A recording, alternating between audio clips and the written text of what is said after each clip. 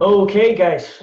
So as promised, I have put together this little presentation here. It's about the new age metabolism, and the reason for it is because as we get older, our metabolism naturally slows down, and therefore it probably makes a lot of us gain weight. And if you think about it, it's much harder to build muscle, and you're going to gain fat instead of building that lean tissue. Okay, so what I've put together here is a little bit of a presentation that will obviously, hopefully, bring a complex situation.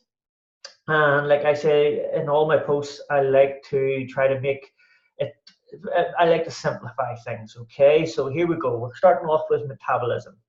Okay, so new age metabolism. Basically, first and foremost, I want to introduce myself. I am Chris Murphy, the owner of Chris Murphy Chris Murphy Elite Father Project. I'm an awesome father to three young men. I've got three young gentlemen who live with me, who are my sons, 16, 14, and 12. I know you're probably thinking I'm a bit too young. Looking at the photograph, I'm a bit too young to have children at that age. But yes, I was a young father, and they were the best things that ever happened to me. I'm a single parent. I raise these children by myself. I'm a business owner.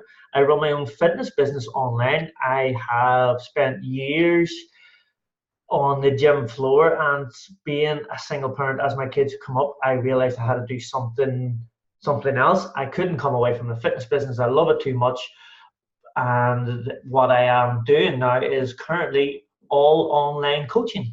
I'm a level 2, 3, and 4 personal trainer. I'm certified in all levels of them. Okay. I have spent years crafting my, what I do best, and that would be fat loss and muscle building, specifically for guys who are over the age of 30, who are struggling with time, knowledge, commitment, mindset, these types of things. That's what I would specialize in, and hope get them guys to their best position possible. MNU qualified nutritionist, that is MNU Mac Nutrition University. Okay, it is world-renowned nutritionist certificate. Precision Nutrition again is world-renowned certificate. This one is level 1. I'm level 1 in precision nutrition, and that was the one I did first, and then I did the MNU just to further enhance my knowledge on nutrition. And from that, what I do is transformer of lives. I just transform people's lives from a negative to a positive, from fat to lean, from skinny to muscular, whatever way you want to look at it. I have transformed so many guys, like hundreds of guys. So let's start off with this metabolism. Metabolism is this. It is the sum of all chemical reactions within the cells of living things. Okay, understand that. It is absolutely everything that's happening inside your body. Okay, resting metabolic rate. That would be the rate of the amount of calories that your body would require to stay alive while you are at complete rest. So if you can imagine yourself in a deep sleep, and with very little movement, very little, you're not breathing heavy, your heart's pumping very, very slowly. There's not a lot of thinking going on. There's no real fidgeting movement or anything like that. That would be your true resting metabolic rate. Everything else above that is going to come into all these other factors that I have noted. So there's a thermic effect of food, TEF. That would mean the amount of calories your body would burn while it's digesting food. Okay, that comes into effect. Your EA, your exercise activity, that would be your workouts, your exercise over and beyond what you do on a normal basis. That your normal basis would be your non-exercise activity thermogenesis. That is your NEAT. That is pretty much, if you can imagine, it's just activity. It is, if you can imagine, if you have a manual labor job, and all you do is like lift heavy things and move them from place to place, that would be activity. It's not so much a workout. People will claim it as a workout, but it's not really. Heart rate is going to stay pretty stable during that. In a workout, your heart rate is going to elevate to higher levels, so therefore your body has to work a little bit harder. With all those put together, that would be your TDEE, your total daily energy expenditure. That would be the total amount of calories that you require to do all those things on a daily basis without gaining fat or without, getting skinnier or whatever, not without losing weight. You're going to stay exactly the same as you are if you find out your TDEE and eat that per day. That the amount of calories, if you will stay the same if you are able to work this out. And then obviously from there, if you want to lose fat, you subtract a little bit of calories from it. If you want to add a little bit of lean tissue muscle, you put yourself in a little bit of a surplus. So that means you add a few calories towards that. Anyway, that's not the point of this. The point of the matter is, as we age, metabolism naturally slows down. As it slows and we continue to overeat, when I say overeat, we continue to eat the amount of food that we would normally typically eat, but our metabolism is slowing down. Your body is telling you don't require that amount of calories any longer because it's adapted to the lower energy. It's not moving around as much as it used to, so it's slowing down. So understand that if you continue to eat the amount of food that you've always eaten, but you're gaining weight, that is your metabolism that's causing that, okay?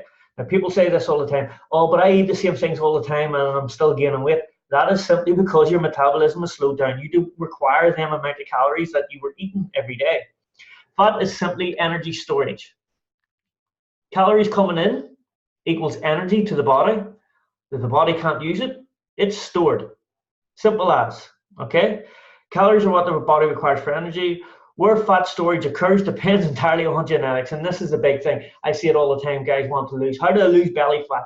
How do I lose the man boobs? How do I lose the love handles? All that will come through a calorie deficit, and a calorie deficit is pretty much the only way that you're going to shift body fat. Okay? Sorry, just get that off. Sorry. So, moving along, things to do to ignite your metabolism. There's 3 things that we can do. The biggest one being, if you can look at it here, strength training, increase muscle mass. That would be the best thing you can possibly do to increase your metabolism. For that is you want to put on lean muscle to your body. The reason for that, in a single day, muscle burns 3 times as many calories as fat. So therefore, if the more muscle that you have, the more calories it's going to require to keep that muscle there. There's less of it being stored as fat, if that makes sense. And likewise, if there's more fat, the more fat you have, the less calories it requires to stay there. It's only like muscle requires 3 times more than fat. So you can imagine if you had these excess calories, that the more that you eat these calories, your body doesn't require, the more body fat that you have, your body doesn't require that amount of calories, and they're going to multiply in the fat cells. They're going to continue to be stored on top of each other. So what we can do is look into natural whole foods, less processed foods. We're going to touch into that in a second. Why? Greater workout intensity, focus on your rest periods. That's just one example of what you can do to ignite and increase your workout intensity.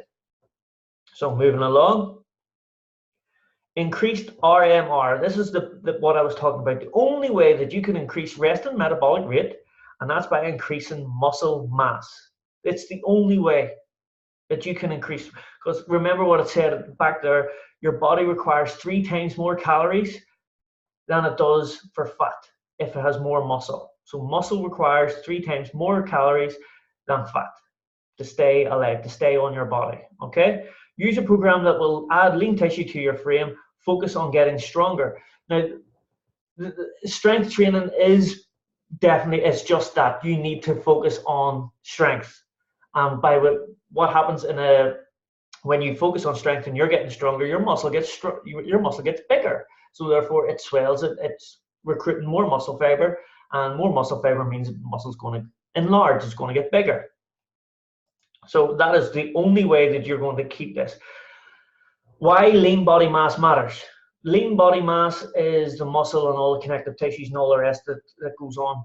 But put that all together and you have LBM, your lean body mass. Two guys similar age, I'm just going to use an example here. Two guys similar age and height and weight. George and Steve here. Their lean body mass is 70% for George and 85% for Steve. So Steve has more muscle than George, okay? Now, the total calories they can consume to remain at maintenance, that would be their TDEE, that we touched about at the very start. Their TDEE, total daily energy expenditure. That's what, if they consume that amount of calories in toxic, George is 2,000 and Steve is 2,650.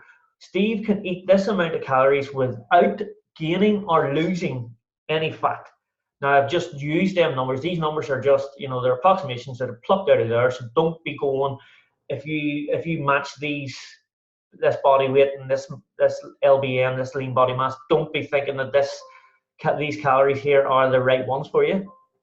They are just simply numbers that I've plucked up. But I'm using it to give you an example. The guy with more lean body mass and more muscle can eat more without getting fat. So it makes perfect sense for us to try to increase muscle mass on our skeletal frame. And this is what normally happens, okay? The diet, overeat, repeat cycle.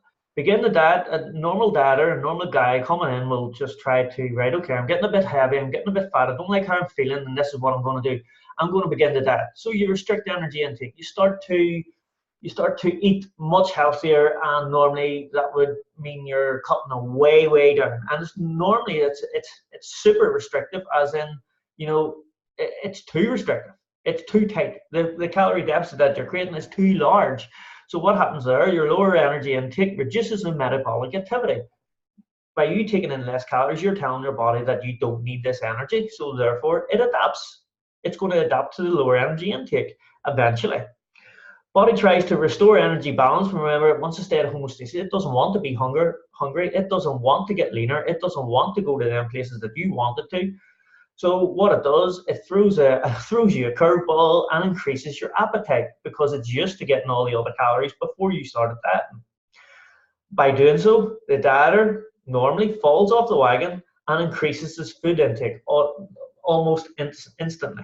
Okay, nobody ever starts to build things back up, and that's when weight gain happens, because you're not allowing your metabolic rate to rise with the amount of calories that you've suddenly started taking in again. And this is how weight gain happens. Despite the energy coming in, metabolism may not reset, just like we've talked about. RMR stays lower than before the diet.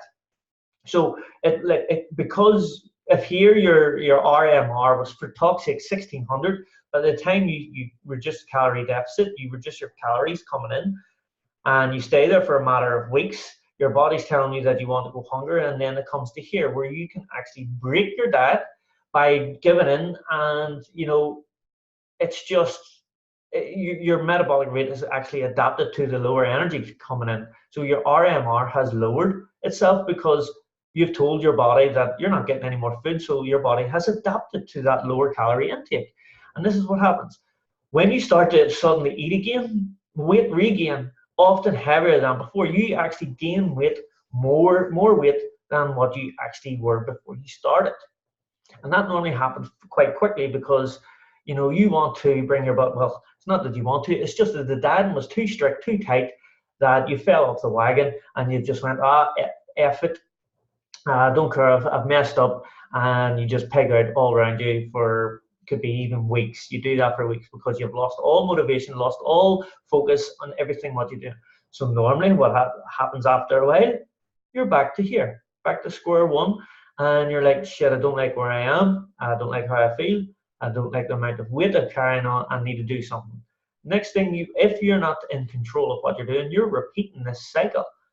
Over time, can you imagine how low that you're going to bring your RMR? You're going to lower it way down by a few hundred calories at least. And what happens when you lower that? Everything else that we've talked about, your EE, your NEAT, all them things lower naturally. So when that's lower and you consume higher amount of calories, you are actually gaining a lot more weight.